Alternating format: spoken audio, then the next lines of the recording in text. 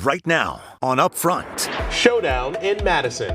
What we're announcing today is the single largest investment in local governments in the history of Wisconsin.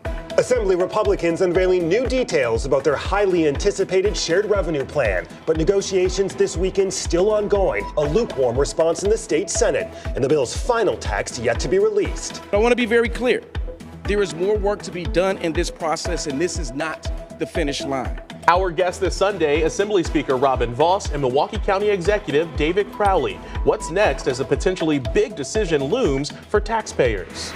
Then the F-35s arrive. Having a current and capable aircraft for what today's threats are. The culmination of years of work and controversy. Now Wisconsin's Adjutant General Major General Paul Knapp is one-on-one with us. This is Upfront with Jaron Jordan and Political Director Matt Smith. Hi, everyone. Thanks for joining us. More details and a potential final agreement expected in the coming days as closed-door negotiations over shared revenue now enter the 11th hour in Madison. Assembly Republicans calling their plan historic, yet with a number of strings attached. Under the plan, all municipalities would see at least a 10% increase in shared revenue. Both the city of Milwaukee and Milwaukee County would be allowed to raise the local sales tax if voters approve the plan through a referendum. The spending of that money would also have a number of restrictions. With that, Assembly Speaker Robin Vos joins us. Speaker, like always, good to see you. Thanks for having me on, Matt. Let's work through some of these details which were unveiled. Why aren't Senate Republicans yet on board with this? Oh, we've had a really collaborative process. The Senate Republicans, Assembly Republicans, Democrats, obviously local government partners. So I have no doubt in the end it will be a kumbaya moment that I think the entire state can be proud of. There's always some hiccups along the way, but in general, I think we're 99% of the way there. What are the major sticking points right now? What's the 1%? It's trying to make sure that there's a maintenance of effort requirement that's inside the bill.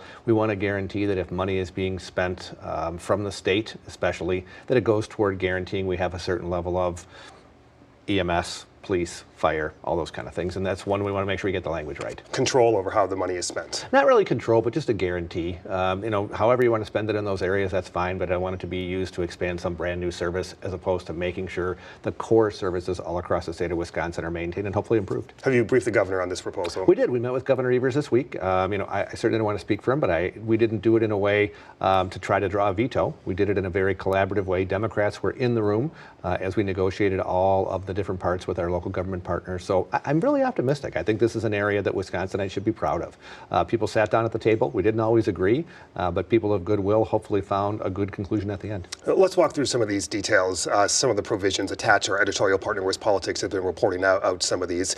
In Milwaukee and in Milwaukee County, this would have to go through a referendum to increase the sales tax.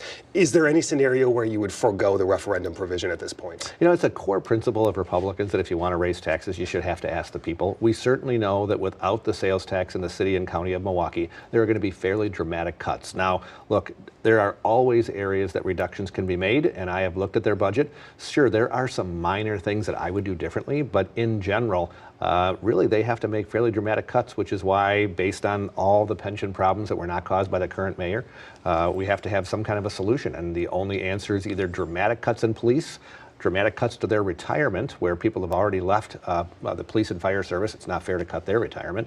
So I think we really have a problem that has to be solved. The only way is some additional revenue. Shouldn't come from people who don't live in Milwaukee. It's not our problem. But the people of Milwaukee who don't want those cuts are hopefully going to support it. But with that, you're risking voters saying no here in Milwaukee County? It's certainly a possibility, which would be catastrophic for the city, but that's no different than it is for most municipalities around the state when they go and ask permission to increase their levy for police or try to build a new school. That's part of the process that we have here in Wisconsin. If it is so dire, though, why not let the mayor and county executive do it, especially with what you just outlined?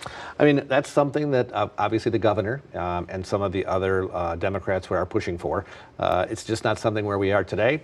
I guess if there's a counter proposal, I'm always willing to take a look at it, but that's certainly not where we are today. But not completely off the table? It's pretty far off the table, but you can never say never until the end. There's another provision that would ban local public health officials from closing a business for more than 2 weeks in response to an outbreak or epidemic, correct? Mm-hmm. Is that setting this up for a veto from the governor? No, because again, we tried to be realistic. If you look at a lot of the problems that we've seen over the course of the past 2 or 3 years, the idea that a non-elected public health officer can just shut down willy-nilly different businesses, not everybody, but only certain ones based on their predisposed position. That is crazy. So what we're saying is that they could shut them down for 14 days. They come back to the local elected officials. They have to take a vote. They can keep them shut down, or they don't take a vote, they open. I think that's a common sense middle ground. Some said that you should never be able to close a business down. I would be more in that camp, but I also think this was a middle ground to be able to say that's why Democrats and Republicans in the end are supportive of the concept. Republicans have been critical of the governor of including policy in his budget proposal. Isn't this the same thing in this piece of legislation? Well, this really isn't a budgetary proposal. It's got no appropriation, so that's done intentionally so that we have whatever's in the bill. It's a common sense compromise that has some things that we like, some things that we're not huge backers of. I would say the same for the Democrats. So it truly is hopefully a middle ground compromise that everybody can support. Your friend, a fellow Republican, Waukesha County Executive Paul Farrow, didn't have the greatest things to say when this plan was released, essentially calling it a bailout for the city of Milwaukee, and says it falls far short of what counties like his need in terms of long-term solutions. Well, all the numbers aren't public yet, so I have faith that once my friend Paul Farrow sees how great it is for Waukesha County, he will come around just like we saw yesterday where the county execs of Washington, Racine, all the people in our local region said it's a good deal for taxpayers, it's a good deal for them. I think Waukesha will see it once they get the numbers. Let's talk about a couple of other things. The challenge to the state's abortion ban is in court this upcoming week. You unveiled a bill that would add rape and incest as exceptions to the current law. Senate Majority Leader Devin LeMahieu said not happening in the Senate. Where does all of this stand?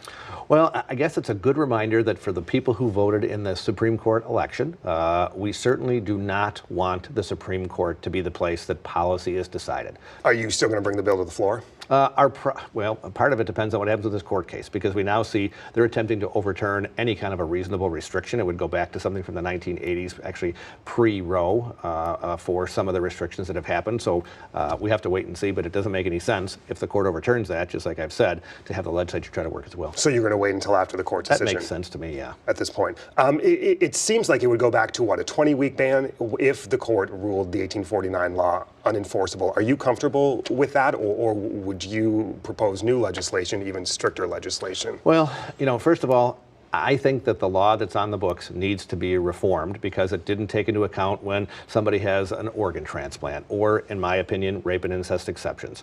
That, for many of my colleagues, went too far. For many Democrats, it didn't go far enough.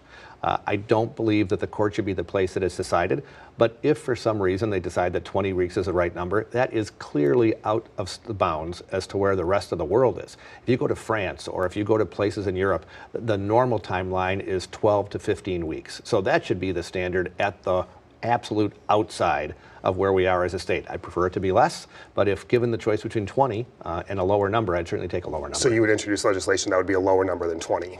Potentially. Again, I have to talk about with my colleagues. We haven't really gotten to that point because I still believe it shouldn't be decided by the court. So I try to be optimistic that perhaps they will actually follow the constitutional role they were given.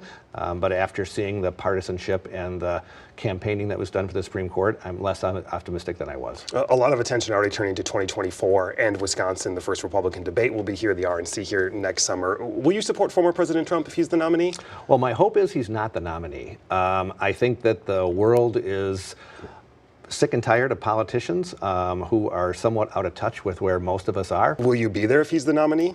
Oh, I mean, I'm going to go to the convention. It's something that's amazing for the state of Wisconsin and for our region. Again, I hope that Donald Trump is a bystander, not the person at the center of the stage, and I'm going to do whatever I can to make that happen. Assembly Speaker Robin Vos, Speaker, like always, good to see you. Thanks, Matt. I appreciate your time. President Joe Biden making his re-election bid official this past week, and already the Biden campaign launching a 2-week, 7-figure ad buy in 6 battleground states, including Wisconsin. This spot running in the Milwaukee, Green Bay, and Madison markets. DNC Chair Jamie Harrison talked with Matt about the buy. Why are television ads needed already at this point? Well, we're setting the frame for the discussion moving forward.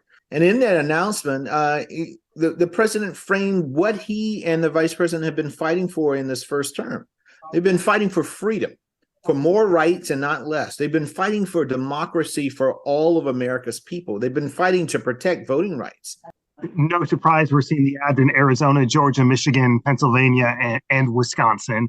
How critical is Wisconsin in and of itself going to be to 2024 as a whole? Well, you have seen how Wisconsin has not moved out of the eye of America's, the political storm in America. It is right there front and center. It is a swing state, is a big battleground state. and we're going to invest a lot of time and resources in that state. Up next, more reaction to the state Republicans' shared revenue plan. Milwaukee County Executive David Crowley standing by next.